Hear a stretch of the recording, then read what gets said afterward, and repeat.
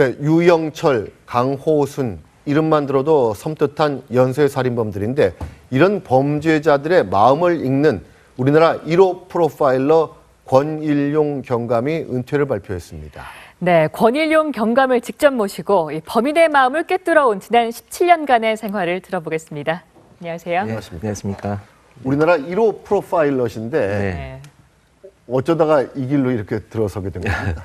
저는 이제 89년도에 경찰에 순경으로 입문을 했습니다. 예.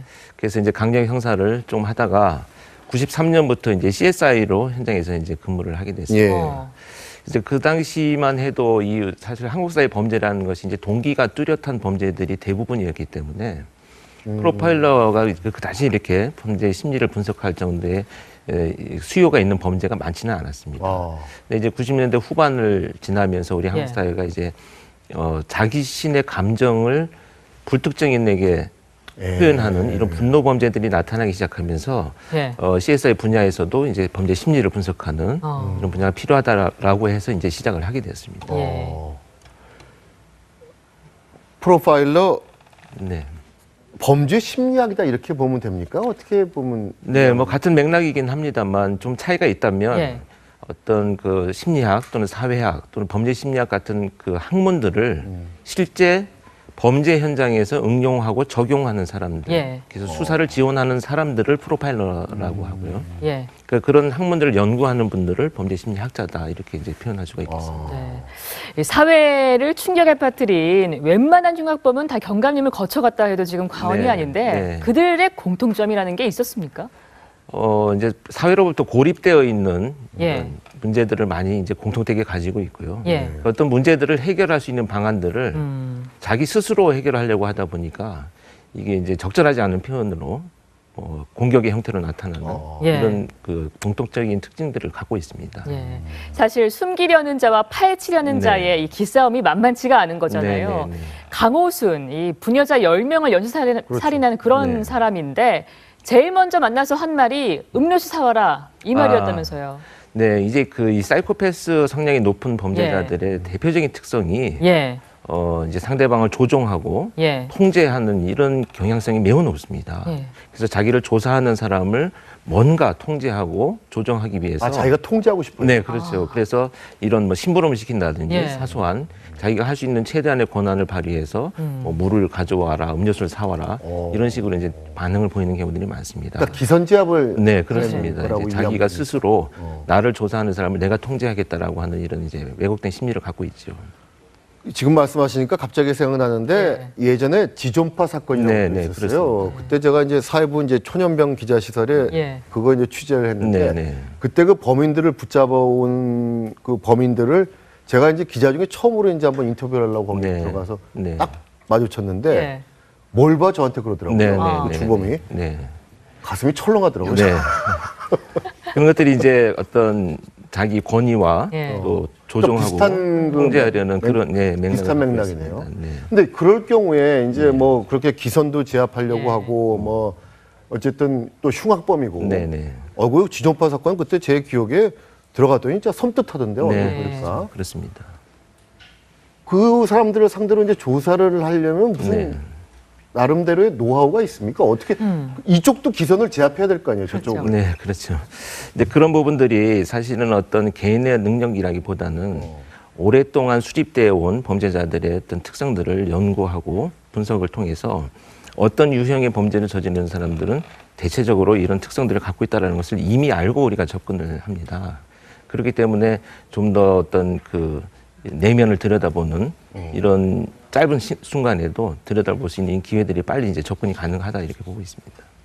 구체적으로 뭐 어떤 뭐 좀 방법을 좀 설명해 주시면 어떤 게 있었습니까? 예를 들면.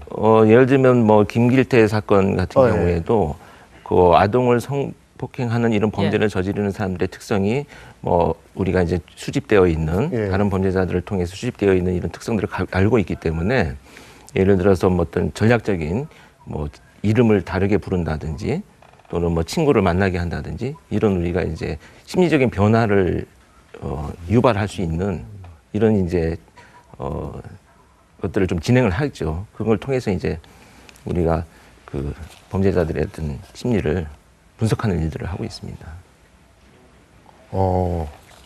아니 오랜 세월 범죄자로 살았다. 이제는 온전한 네. 나로 살고 싶다. 이런 이야기를 하신 걸 보면은 범죄자로 사신 건 아니잖아요. 그러니까요. 범죄자하고 주로 생활을 같이 했다 이 말. 네, 그런 의미도 있습니다만 예. 사실 이 프로파일러들이 가장 힘든 과정 중에 하나가 실제 범죄자의 심리를 분석한다는 것이 그화된다는 의미를 갖고 있습니다. 그래서 범죄자와 같은 심정과 같은 생각을 늘 하기 때문에 그렇게 살았다 이렇게 표현을 할 수가 있겠습니다. 그러니까 그렇게 살았다는 얘기는 이제 자칫 동화될 수도 있다는. 네, 근데 범죄를 실제 뭐 저지르지는 않고요.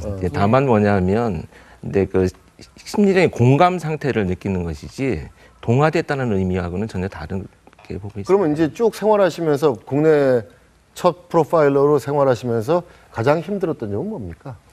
그런 데 따른 좀 자기감이었으니까 내가 이러려고 뭐 프로파일러 됐냐, 매일 그런 흉악범들하고 이렇게 씨름하고 이러려고 내가 프로파일러 됐냐, 뭐 이런 거가 제일 힘들었습니까? 제일 힘들었던 실제 그렇지는 않습니다. 그런 부분들은 이제 경찰관으로서 당연히 어떤 겪어 나가야 될 것이라고 이제 받아들이고 있는데 다만 이제 어려운 것들이 뭐냐면 프로파일러뿐만 아니고 CSI 요원들이 현장에서 느끼는 가장 큰 고통은 직접 피해자를 가장 먼저 만나야 되고 돌아가신 피해자들을 가장 먼저 만나고 그 가족들의 슬픔을 공감한다는 것, 이런 부분들이 심리적인 굉장히 소진을 가져오게 합니다. 그래서 현장에서 그 가족들의 어떤 고통스러운 모습들, 또 돌아가신 피해자 이런 장면들을 늘 본다는 것이 사실은 어떤 마음의 상처들이 많이 되죠.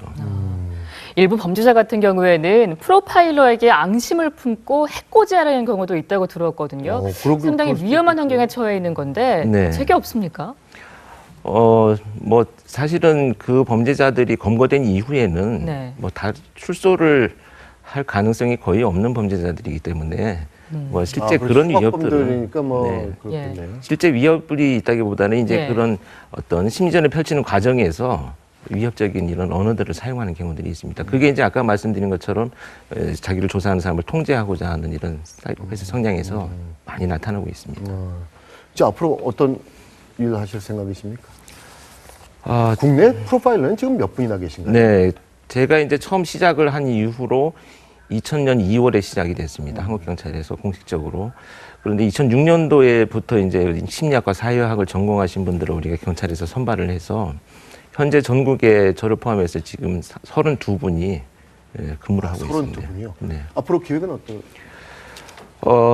지금 실무와 또 학계가 연계된 정말 좀 궁극적으로 어떤 연구를 할 수 있는 범죄 심리 분야의 전문적인 교육 과정이라든지 이런 것이 지금 한국에 존재하지 않습니다. 그래서 그런 분야들을 좀 더 개발하고 기회를 만들어서 이런 일을 하고자 하는 분들한테 또 어떤 그런 노하우를 전수한다든지 이런 계기들을 좀 만들고자 합니다. 네, 오늘 말씀 잘 들었습니다. 네, 고맙습니다. 고맙습니다.